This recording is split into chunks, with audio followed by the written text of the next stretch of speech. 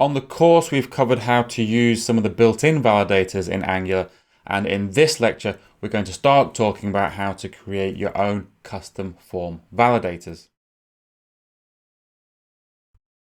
By the end of this lecture, you're going to know how the built-in validators work in both the model-driven and template-driven forms. And you're also going to know how to create a basic hard-coded custom validator, again for both the model-driven and template-driven forms. Now we have a few built-in validators in Angular. We have the required, the min length, the max length, and the pattern validator. And we can use these validators in, two ways. The first way is as functions that we pass into the form control constructor in model-driven forms. And the code in front of you right now creates a form control with a required validator function attached. And the second way is as directives in template-driven forms. So these required min length, max length, and pattern attributes are actually already part of the official HTML specification. By that I mean that the required attribute here, even if you're not using Angular, this will be valid. They are a core part of HTML and we don't actually need Angular in order to use them. If they are present in a form, then the browser will perform some default validation all by itself. However, we do need a way for Angular to recognize their presence and support the same validation logic in our Angular forms. By that I mean just because we've added the required tag to the input control, we need a way for Angular to recognize that the required tag has been added and to add a required validator to an Angular form. Now, if you remember, template-driven forms are just model-driven forms, but with the creation of the model driven by the template. They still have an underlying model. Therefore, just like a model-driven form, we need to attach a validator function to the underlying model form control. And Angular does this secretly by creating special validator directives which have selectors matching required, min length, max length, and pattern. Let me actually show you the Angular code that I'm talking about. So if we look between lines 59 to 81, we're actually going to find the required validator directive. And if you look at the selector, it's going to match on the required attribute, but also it will only match if there's a required attribute and a form control name attribute, or a form control attribute, or an ng model attribute. So only if one of those three situations are present will it actually attach this directive. And then if you actually look deeper into the validate function here, you can see that underneath it all, it's still calling that validators.required function, exactly the same one that we're using when we do model-driven forms. So that's how the built-in validators work. We have an underlying validation function, which is used for model-driven forms, and then we have a directive that we create, which hopefully reuses that same model-driven form validator, but essentially we need to create a directive in order to use the same validator in a template-driven form. So in this lecture, let's try and create our own custom validator that works with both model and template-driven forms. Now let's start off with a model form validator. Now validators at their core are just functions. They take as input a form control and then return either null if it's valid or an error object if it's not valid. Now for the application that we're going to be working with right now, it's actually the same application, or very similar application that we worked with in the section on forms. So we have a very simple form with first name, last name, email, password, and language. And I want to create a custom email validator which only accepts emails on the domain codecraft.tv. So what we need to do is we create a function. I'm going to create a function called email domain validator. Now the function is going to take as a first parameter, as the only parameter, a control, the control that we are attaching the validator to. Let me first grab the email from the value property of the control. And then I'm going to check to see if we have a valid email present. So I'm first going to check to see if it's undefined and if it already contains an @ character. Then I'm going to split the email on the @ character and see if I can extract the domain. Now, just a quick note here, I'm using some array destructuring syntax here. So we're actually just storing the domain value in its own variable rather than as an array index. And then if the domain is not equal to codecraft.tv, I'm going to return an error object. So the error object I want to pass in is just this one. So it's going to return an object with a property of email domain. And it's going to pass in some useful data. So it's going to say the actual domain that I managed to parse in on the parsed domain property. And if we reach this point, then everything's fine. The email domain validator has passed. So I'm going to return null.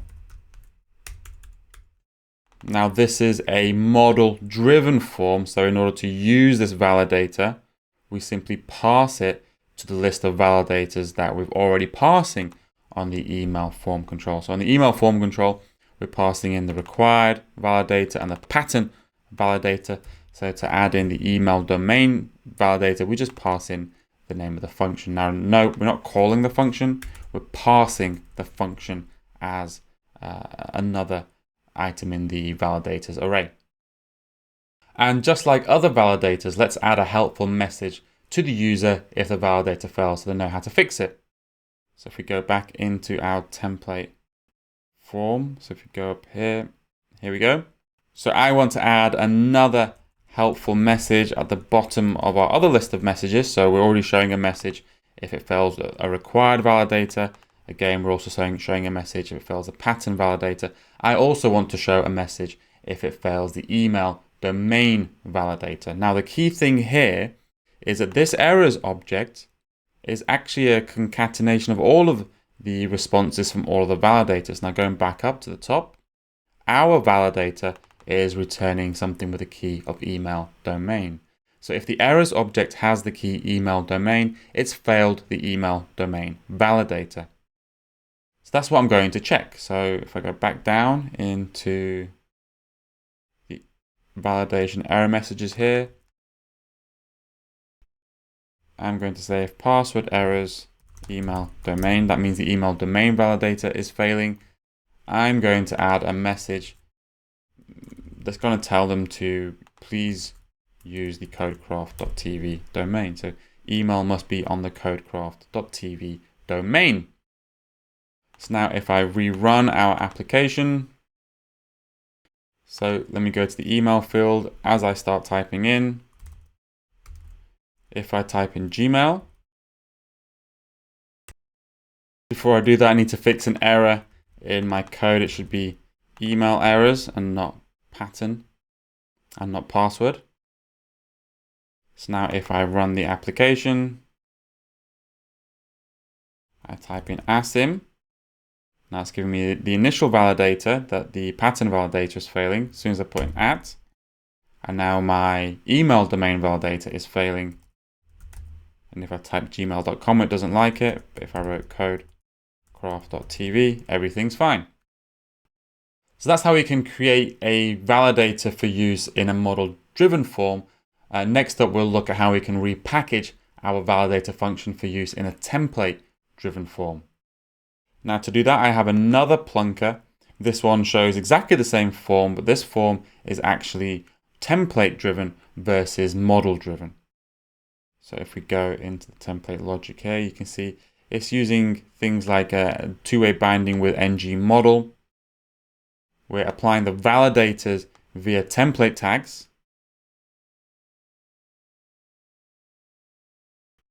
And we're grabbing a reference to the form, a template reference variable to the form using the ngForm directive there. So to use our validator function in a template-driven form, we need to do two things. Like number one, we need to create a directive and attach it to the template form control.